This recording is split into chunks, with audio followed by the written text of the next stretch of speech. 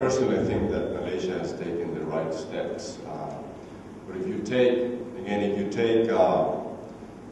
most of the statistics and the level of openness and competitiveness of countries, not only in ASEAN but in Asia, I mean, your benchmark, you're right, is Singapore. However, Singapore, we all know, it's a smaller country. It took much more aggressive and they were early starters to liberalize their economy, so they're at a different stage. I think if you also think about other areas, let's think about the European Union. I mean, it took us a long time to integrate the European Union, to liberalize sectors, and to try to achieve fiscal and monetary convergence, and we are not there yet. And maybe Pascal can comment on that, but we're not there yet. You still don't have fiscal convergence in Europe. You still don't have a common currency. So I think, in terms of Malaysia, I think it's on the right path. If I would add, I think there are a number of, soft sectors that need to be liberalized. For example, the oil and gas sector is a very important sector for Malaysia. We're a hub in the region. It has a lion's share of our GDP here, right? There can still be further liberalization in the oil and gas sector in terms of not only licensing, but ownership of different areas. But I think it's happening. It's happening. The way we see it, the steps are being taken to liberalize some of these sectors, and the way I see the trend is that it is the right trend. Now, how fast can you do it? I don't know. Sometimes it's very risky to liberalize very quickly, because then you end up in a situation where you have no control and no governance. So that's also not good. So I think it's the country's taking the right steps. I do think that we have to be watching how quickly we move out of this middle ground, because it's not sustainable. We will get caught by the new players. But I think it's in the right direction. Thank you very much. And public procurement, what would be your thoughts on that, Fermin? Well, I can't comment a lot because we personally don't conduct business or a lot of business with the government. We do business in the government in Singapore, so I really cannot comment a lot in Malaysia about public procurement. Thank you very much. Asa, do you have any comments in this regard? Because I am aware that there are only certain logistics services providers which the government will approve under the Ministry of Finance and so on. I don't know how DHL sits there. I haven't asked you this question before, so maybe it's a bit sensitive, but how do you see your access to public procurement? Well, the public procurement in its narrow sense, it's quite restricted. So it's less, let's say, about transparency, and it's more about the actual access. Can you actually bid on such a contract? And that we have seen also spills over into government-linked enterprises. So that's a challenge, and I think that's where a lot of potential can be unlocked by opening the procurement market. We have seen in Europe, for instance, which is the most open procurement market in the world, in terms of enhanced competitiveness, efficiency, and cost savings for the governments by opening the procurement markets. I would say also on a general note on liberalization. I mean, if you're not exposed to competition, how can you be able to compete? A country which always puts up protection in order for its companies to be more competitive never become competitive. We see these arguments not here in Malaysia, I would say, but in other ASEAN countries, that we cannot compete. We need to protect our local companies. But it's not that there's a fixed cake that the companies will share. The cake can actually grow for all companies to share. And whereas, say, the fiscal union and currency union of the EU might not be complete or as we see today, maybe not that successful at this point in time, but at least the single market has proven that opening the borders and removing non-tariff barriers and completely opening the border, it is one single integrated market that has created, since opening of the single market in '93. It's created almost 3 million jobs, and there are varying figures on contribution to GDP, but it's between 2 and 5% contribution to GDP. So inevitably it leads to economic growth. Thank you very much indeed. Is there one final burning question from the floor, please? I see at the back there, yes. Time is moving on, I'm conscious of this. This will be the last question.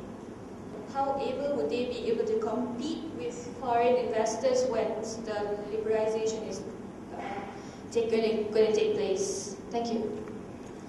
Government is trying hard to make sure that the SMEs will be able to upgrade itself. Your question is related to the question that was asked earlier, how do we position ourselves as far as the legislation is concerned? And part of it has been answered by a colleague here. It is very difficult for us to judge. We know for a fact that even the services sector worldwide have changed. I noticed, for example, a consulting company called Ecom, AECOM. They have actually devoured a lot of smaller firms, engineering companies, in order to make it. They have about 40,000 people working for them. And this is a huge company. And there's a company also, which is actually developing, Landis also is doing the same. So it might appear that for you to compete, we might do the same. The government at one stage is encouraging for companies to merge. Right?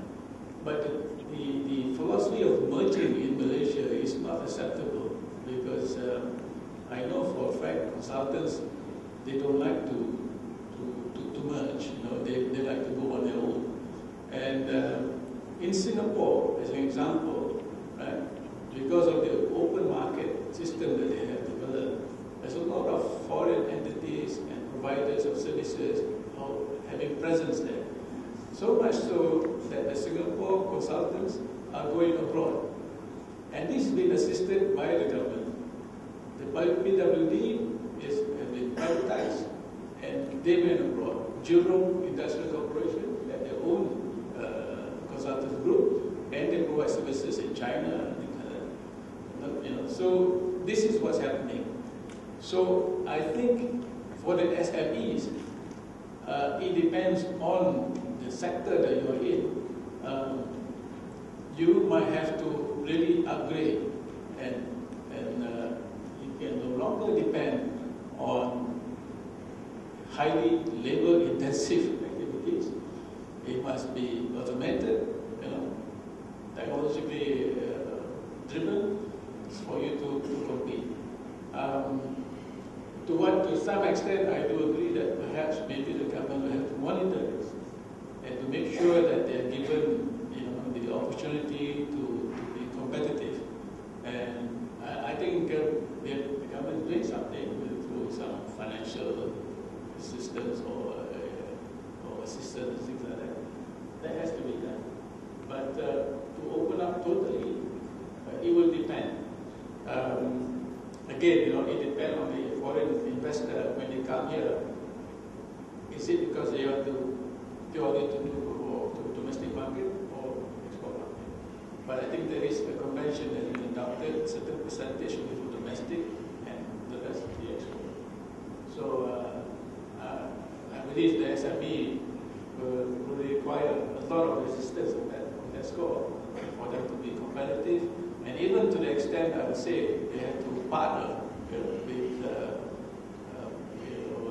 manufacturers from overseas to establish presence here with them as a joint partner or whatever, where they can be competitive. Thank you very much, Dato. Mr. Phang. Sri Isa's answer. Now, the government does provide incentive to assist even the services sector. There was one fund called Services Capacity Development Fund, and that was actually given out 2 years ago.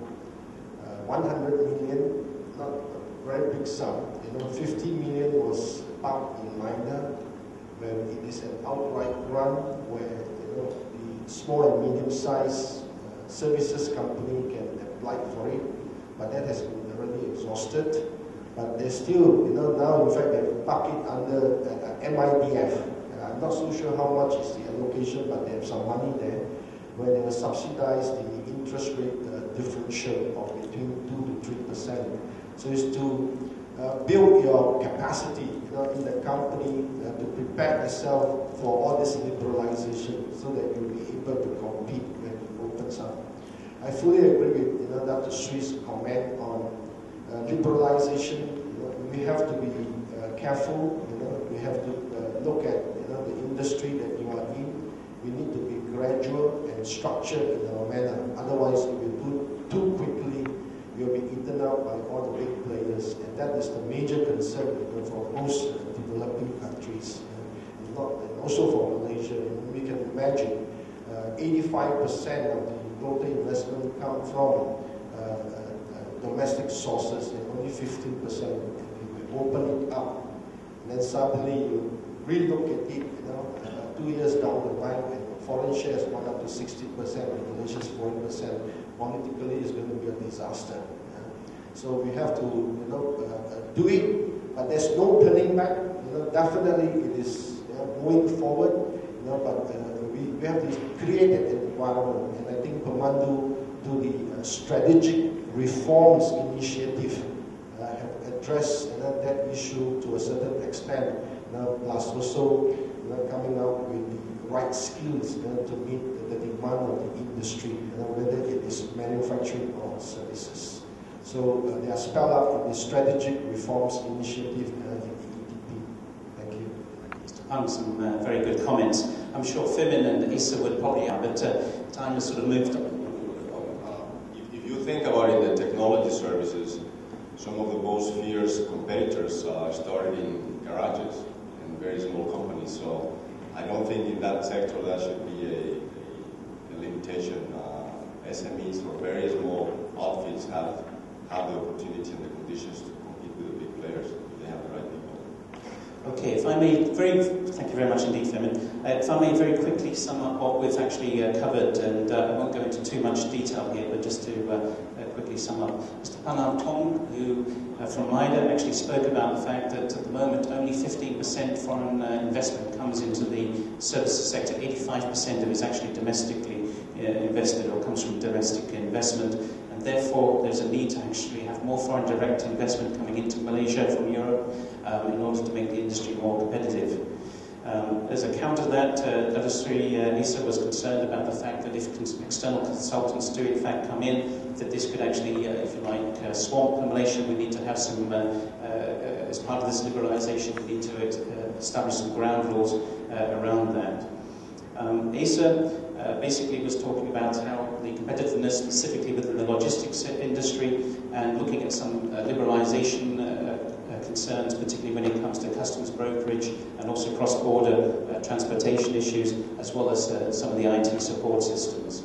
And Fermin very much concentrated, if you like, on the human capital side and actually focused, if you like, on the potential concern, not an immediate concern, but potential concern on the availability of staff and so on, and also the fact that Malaysia should focus, if you like, much more on the quality and value-added aspects.